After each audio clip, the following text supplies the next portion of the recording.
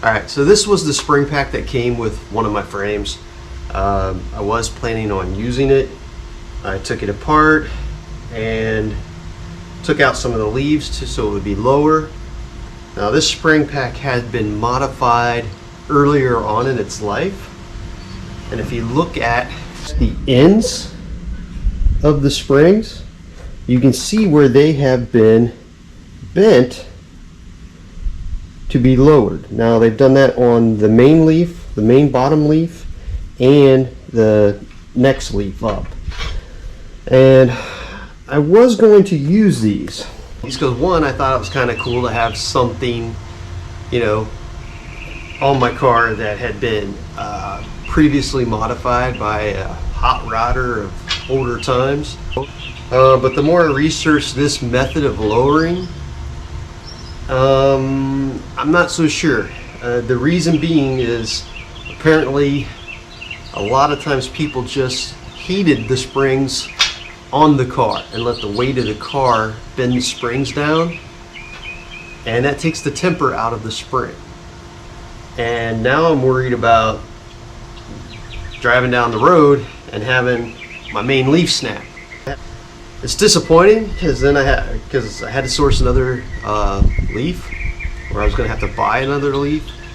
I looked at buying just a new reverse side spring to lower it that way, and you know, it's not cheap, but it's also new steel in my old car, which I'm trying to avoid. So what I did, I sourced another spring pack.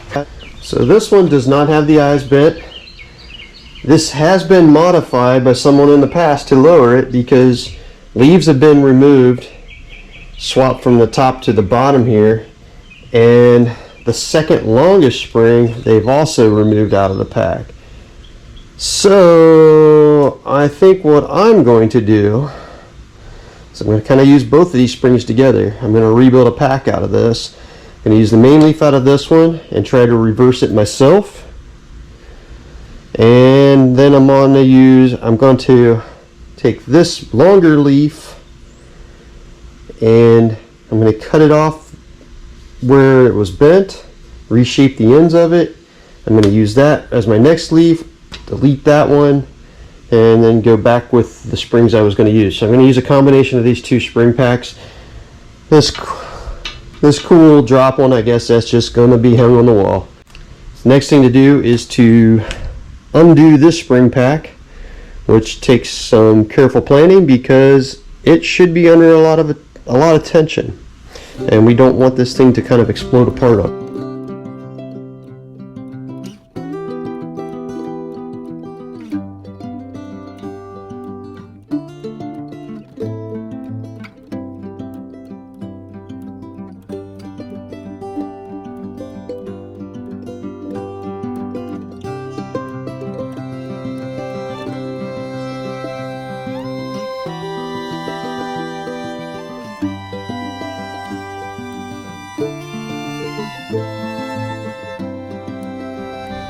Okay, there we have it. Got the spring pack all dismantled on the floor here. Got our new main leaf. I'm going to attempt to reverse this. If that doesn't work, I'll just buy a new reverse main leaf. I'll give up. But I'm going to try to reverse this. I'm also going to try to reverse the front one. I actually have 3 front main leaves now. And so I'm going to start with that one. So next thing I'm going to do, I gotta clean up these leaves that I'm going to use again. The ones, this one, and whichever ones I decide to use, I want to get them all clean. So I'll do that, and then after we get that done, I guess we'll start the reversing process. And like I said, I'm probably going to practice on the front leaf first. So I got to disassemble the front spring pack now. Now the front spring pack is a little easier in terms of taking it apart. It's not under as much tension as the back spring because of that big arch in it. So I can be a little less cautious on this one, but I will still be cautious.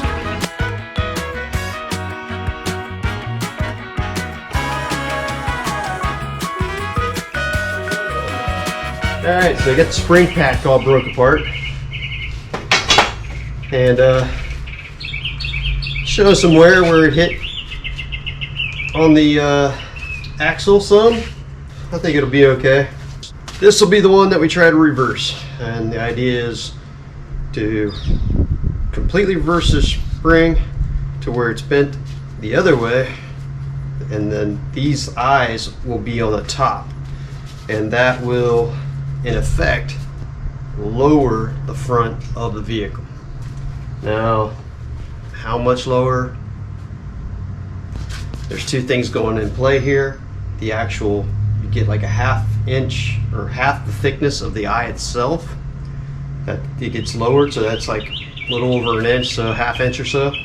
And then this spring also gets longer. The effective length ends up being longer, so that kind of, with the shackles and everything, makes it a little lower itself. So hopefully all this will work out. So the next step, clean all the leaves up I'm planning on using. I will be taking some of the leaves out of my front spring pack as well to get the height of it down. I'm not sure how many yet. I got to do some more research on that. The back, I'm going to end up with around 7 leaves in the back, 7 or 8. We'll see how that works out. Again, this is mock-up, so I might have to put it all together and add or remove leaves to get it where I want it. So we'll see.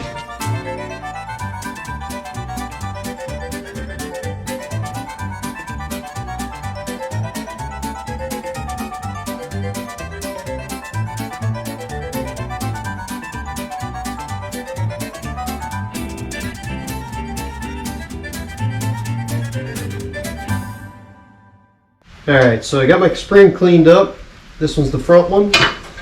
Next thing I got to do is I'm going to go along it. I'm going to start in the middle, draw a center line, and then I'm going to mark it every inch down the length of it both ways.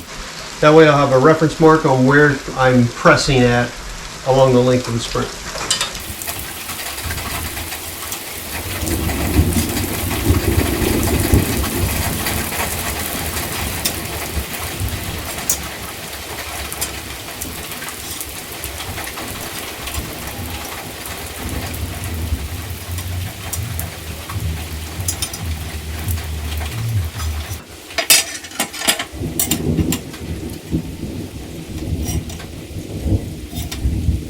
Laying out lines like this down the spring helps ensure that I'm going to get my... Okay. You see all the lines on there.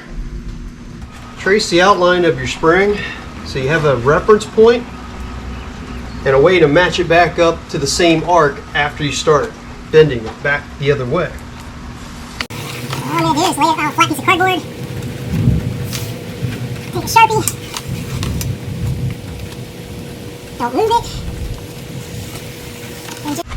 So now, once I start bending the spring the other way, so I can turn it over, I can come back to this drawing to make sure I go far enough and or not go too far. Now you would think I'd be ready to throw my spring in my little hydraulic press here and start bending steel. And typically, yeah, I am. However, I'm not. Let me show you what I'm talking about. So if you look at the bed of my hydraulic press here, I have just these square edges that I could run the spring in this way and press down with the ram here. However, these square edges and the kind of sharp edges of the circle of this ram kind of concerns me. I don't think that would be the kindest, gentlest way to try to bend this 100-year-old steel. So instead what I got to do is I'm going to knock myself up a jig that I can lay the steel in between 2 rollers and a round piece on this and provide a gentler curve that kind of facilitates the bend I'm looking for out of the springs. So let's get to that.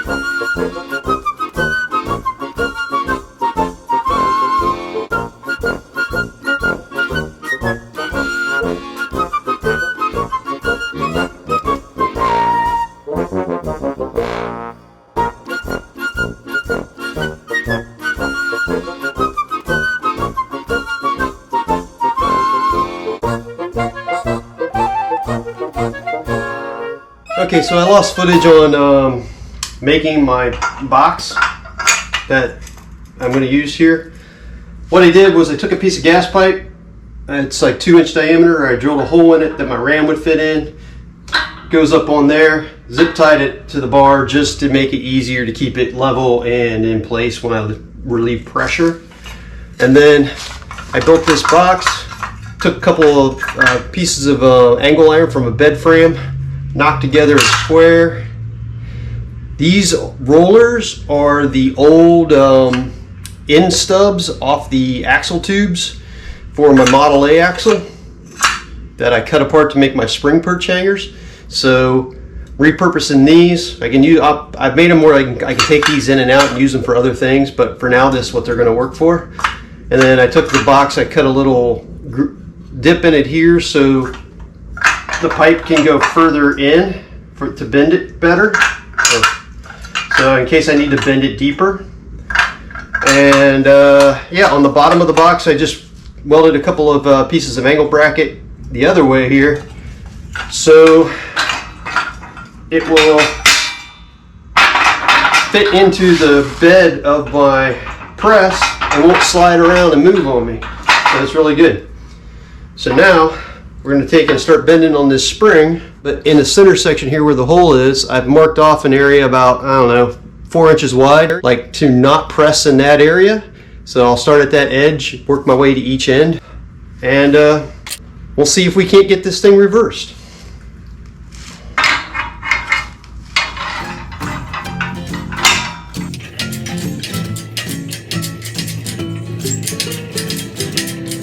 Alright, you touch there.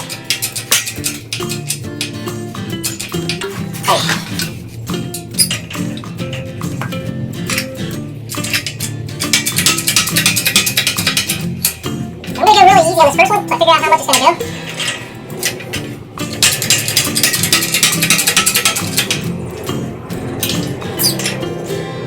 I don't think I'm going deep enough. That's fine, this is the test bed.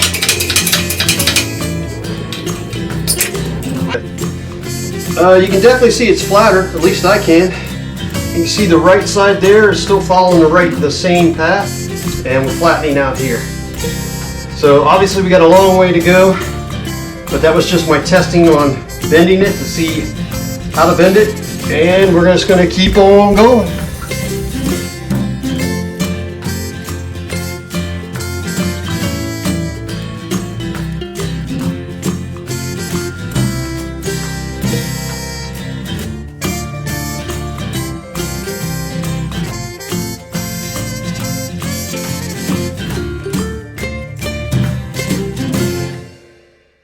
So we're not quite there yet. Looks like I got some reshaping to do. This side looks pretty good. This side, however, yeah, kind of went too far in some places, not far enough in another. I'm gonna have to do some reshaping there. I think I need to, right here, I'm gonna have to put some back into the other way. But we'll get there. This end still needs to be curved down a little more. I think that's the first thing. We'll get there. It is following the curve pretty darn close now. I'm happy with it. So we got our reverse side spring, and for comparison's sakes, we've got a regular spring on the bottom, and the top one is the one I just reversed. So I've got the shape of my rear spring drawn out on my cardboard now, so I have my template to match with. The rear spring itself, it's kind of like 3 different arches. You have the central arch, and you have these 2 reverse arch on each side. So I gotta make this arch go that way, and these arches go the opposite way of them. Push on this side to make them go the other way. And I think what I'm going to do, I've got it all marked out with lines on the top of the spring and on the bottom parts of the arch. And I think the way I'm going to approach this, I'm going to do the center first and then work the outside edges.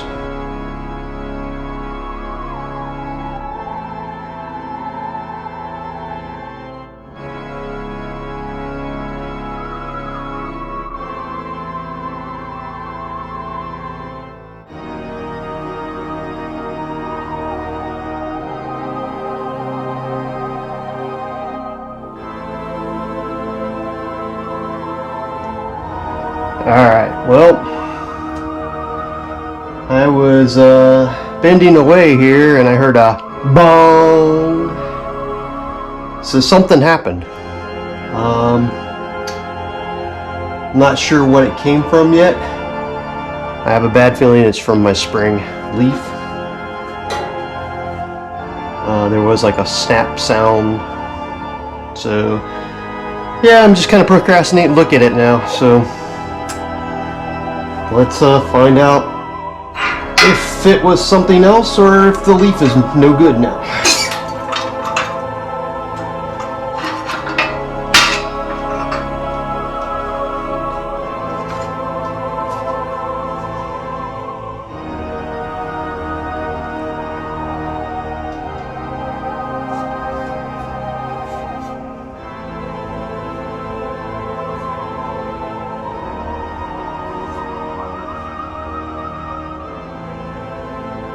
Well, I don't see any cracks. Maybe it was just one of the springs in my, something slipped or, you know, made a sound in my, some kind of metal slippage in my press, and, you know, the springs reverberated from it. It looks like I'm still good to go, so we're gonna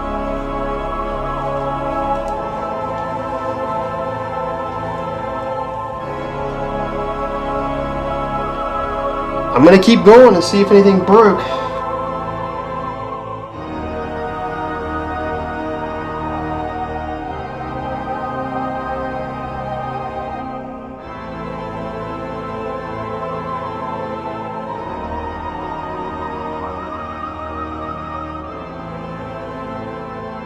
So we're starting to see a lot of movement now. This is the way the spring started. You can see the center arch is completely reversed now. Flip it over, and hopefully you can see it is getting pretty close to the shape we need, and I think it's time to start reversing the arches on the sides now. Also, I think I discovered what my noise was. I think what was happening was my rollers in my jig I made have a little movement in them. They can slide back and forth in the tray, and I think what that sound was I heard was like when I started pumping one of the rollers, the back roller wasn't all the way back against the edge of the box, and it was like that, and it got so much pressure on it, and all of a sudden it went and snapped all the way to the outside edge. I think that's what was making my sound. It's happened a couple more times now, so I think I'm good on that. So yeah, let's start doing reversing the side arches.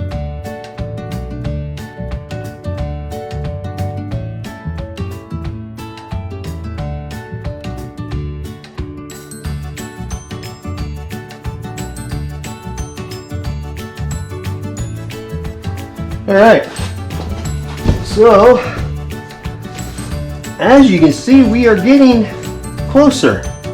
I need to curve the top center arch more to bring down the ends. I need more arch there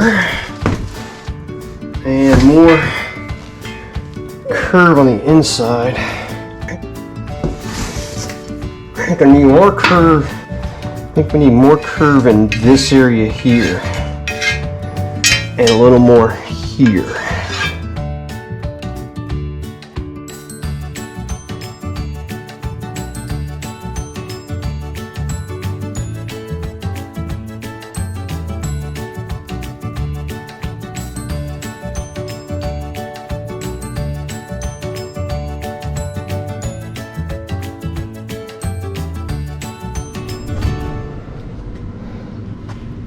Okay, there we have it.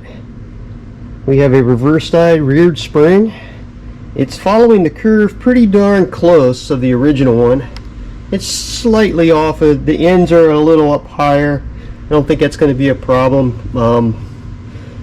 My new axle is a little wider, so that extra length is fine for me.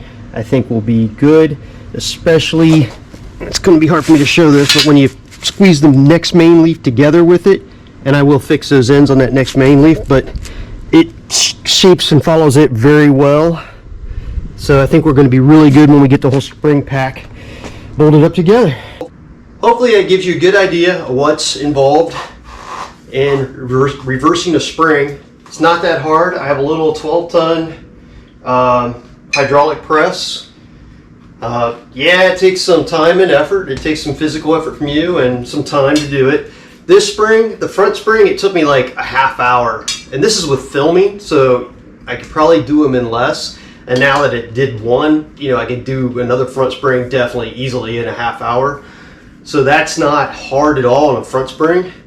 The back spring, being a little more complex shape with the main curve this way and then the recurves and the side bows, you know, it makes it a little harder or a little more fiddly. You have to, you know, be a little careful and sneak up on your curves. I did have to back up a couple times in a couple places. I went too far.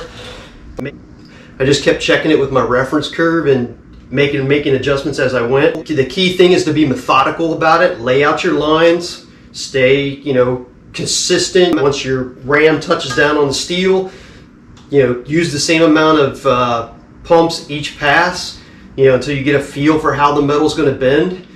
But I hope that shows you that it's not that hard. This is my very first time. Well, this isn't my very first time. This is my very first time trying to reverse the curve on a spring. This is my second attempt, and both went fine. I guess if you got money and you just want to buy, you know, manufactured ones, good. There's nothing wrong with that. I am trying to keep as much vintage steel in this hot rod as I possibly can. So I'm using old springs, and you know, but hopefully, you know, maybe this inspires you to, you know, some of the things that seem daunting about working on a car or a hot rod or anything. You know, maybe this will inspire somebody. You know, it's not that tough. Someone can do it with just a little research and a little hard work. Don't have to just throw dollars at projects. Next step is to take all my leaf springs from my front and rear packs, cut and round the ends, and then chamfer the edges of those ends so they'll slide better on top of each other, and clean them all up, obviously, because most of them aren't clean yet. But then you know, assemble them up with some lube in them. But that's for another video. So until then, later YouTube.